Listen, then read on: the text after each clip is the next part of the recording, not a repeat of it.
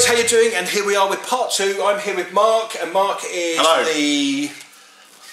one of the people at Prodos. Well, you're the sort of marketing manager, aren't you? Well, head of marketing. I'm one of the directors, probably the best way of putting it. Okay. Oh, right. Oh, sorry. Okay, I thought he was just the head of marketing, but now he's actually a director. Anyway, so that makes you like sort of like one of the top dogs.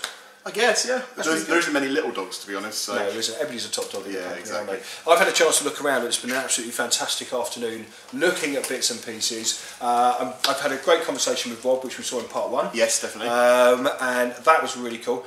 And so you've got some really exciting projects. Yes, we have. I mean, not only the Warzone, Resurrected, or Resurrection, sorry, I should say.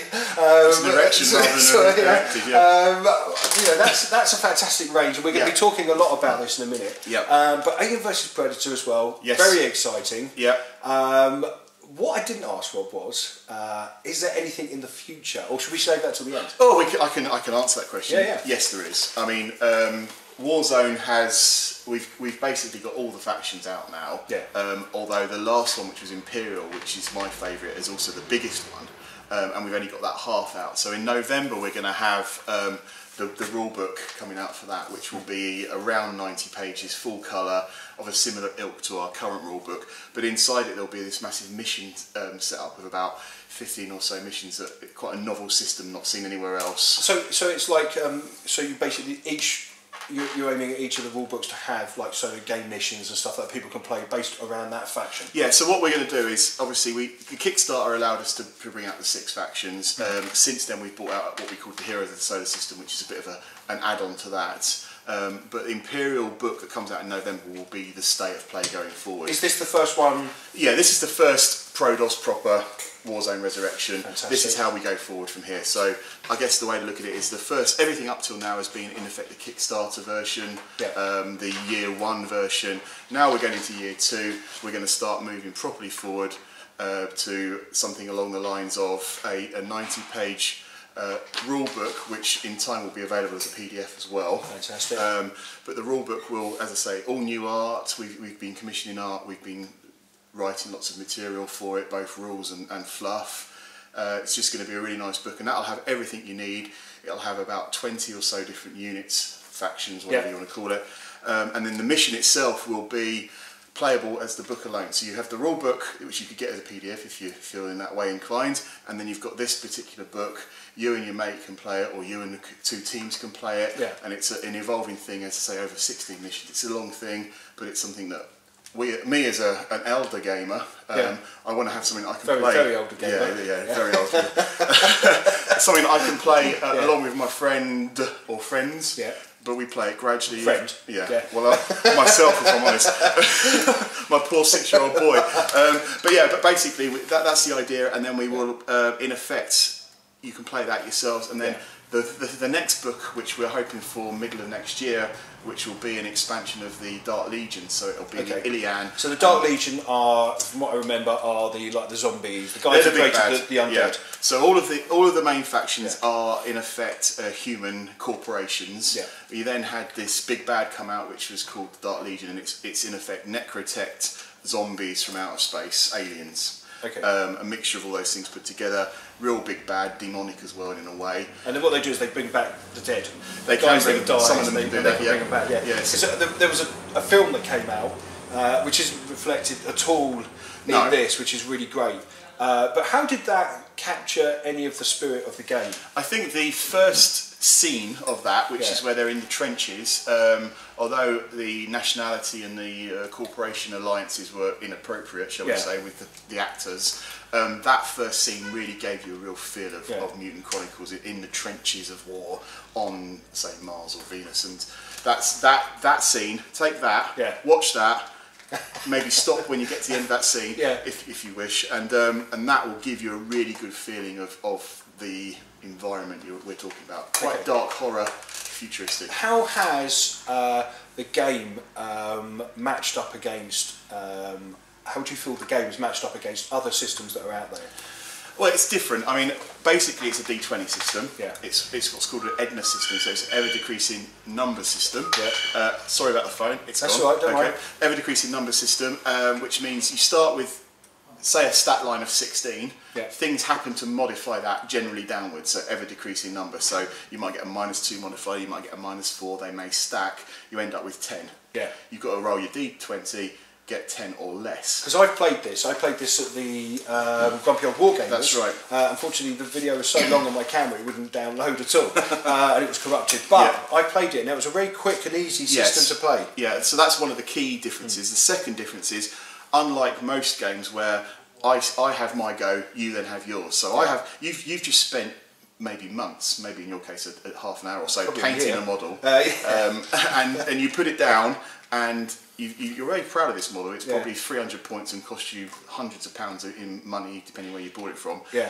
And then I roll off on a D6. I get a 6, you get a 1. Yeah. I go first. I kill your thing. It's off the board. See you later. That's it. That's it. Whereas this, it's unlikely that will ever happen because I will go first with one okay. So squad. we were just talking about another system there. Sorry, I thought you were talking about your system. No. on our system, you have one squad. Yeah. I have one squad. Yeah. I use that squad, and then you have a squad. So it's alternate play within a round. Yeah. So that's the other key thing. And then obviously because it's a skirmish game, we're able to bring in a lot more flavour to the characters as well and the units. So you can have a squad commander who acts very differently to the rest of the unit. Also, they have to stay in coherency, but coherency is arguably 18-20 inches in most cases. Yeah. So again, you know, you can have your units all modelled up, your squads all modelled up on the field, so it's more realistic. Yeah. And the other final thing is it tends to be very cinematic. So there isn't much of a squad coherency then. There is squad coherency, but it's dependent on the leadership. So leadership is around 18, give or take. Obviously, some are more, some are less, and you halve that number. And then that's how close your guys have to be to their squad commander. Okay, cool. So if it's 18, you halve it to 9, everybody has to be within that. But they can go out, but there's just repercussions if they do. Yeah. Okay, so we've talked about like the game style and play and stuff like that. So can we have a look at the Imperial starter box? Yeah, okay, so this is the starter box. So this is the latest and newest one that's out? Yeah, this is the most recent faction. This is what you would buy if you buy it off the internet at our website, which is warzonegame.com. This is what you'll get through the post. If you go to one of our suppliers, and we've got lots of them which you can also find. People that are you're basically retailers and stuff like that. Yeah, our retailers. Yeah. So this is what you'll get. I'll open it up and hopefully not damaging the packaging in the process. Yeah. You open it up and inside, let me just pop this open. So you've got cardboard box inside, and inside of there you have a number of models. So if you have a look at those, Brian, you'll see. Okay, so this is the Imperial. This is the British. Yeah, they're based on the British archetype. Okay. These are so you get a standard bearer and you get an officer. Yeah, so these are basically both commander models. So you'd play one of these as your army general, or warlord as we call it, and the other one you'd have as a squad commander upgrade or a lord, depending on what you wanted to do. Yeah. So this is your commands. You then have 10 units of 10 models of trenchers. And these guys are in effect your grunts for this particular army. Okay. They're the generic version. And then you also get a couple of dice, D20s, obviously. And then this is our little. This is my little tank. I can't do the accent, unfortunately, but this is my little tank. Your little tank. My name is not Hans Gruber, but this is a tank which I'll pop out here. So it's a two-piece model. Oh, wow. And that is scaled appropriately. So it's literally a guy sits in it with like a flamethrower. Flamethrower, yeah. Yeah. And it's like a little vehicle that comes. Do all units, do all the boxes get a vehicle of some sort within it? Either a vehicle or a monster, depending on. So you have different slots. Army organisation. This is really nice. This reminds me of an old First World War trench runner, which is exactly what it's based on. Yeah. This is a new one to Warzone Resurrection. This wasn't in the Warzone. So what we should probably say as well is that Warzone existed 20-30 years ago. Yeah. And it disappeared for various reasons, but weren't to do with the IP. And basically, because this is why it's called Warzone Resurrection. Partly, yes, and there's also a little nod which people will hear about in maybe 4 or 5 years' time as to why it's called Resurrection as well. Okay. But yeah, it's got a double meaning, as any good name should have. It's fantastic, absolutely brilliant. And so you get 10 men, an officer and a lord and a vehicle. That's right. And what else is in there? There's some cards in here as well. You also get dice. You get dice as well, so D20s. Yeah. Which obviously, because it's a D20 system, you need D20s, as you imagine. And then you've got the cards as well. So these are the game actually has resources. So if you imagine when you're playing in a war game, normally everything can do everything, but you can spend a bit extra. This is almost your currency in the game to actually spend on doing extra things as well. And it's all to do with the fact that it's a skirmish game, because it enables us to add more flavour. Does it have the opportunity to expand into bigger armies? Yes, so the game itself is, we have 4 organisation charts depending on what somebody wants to play. So the standard game, the organisation chart is well named the standard organisation chart, and that would be around 1,000 points, which is what most people play. Some play 750, some play more than that, but 1,000 to 1,500 is the normal game I would play. And then you have what we call a heavy.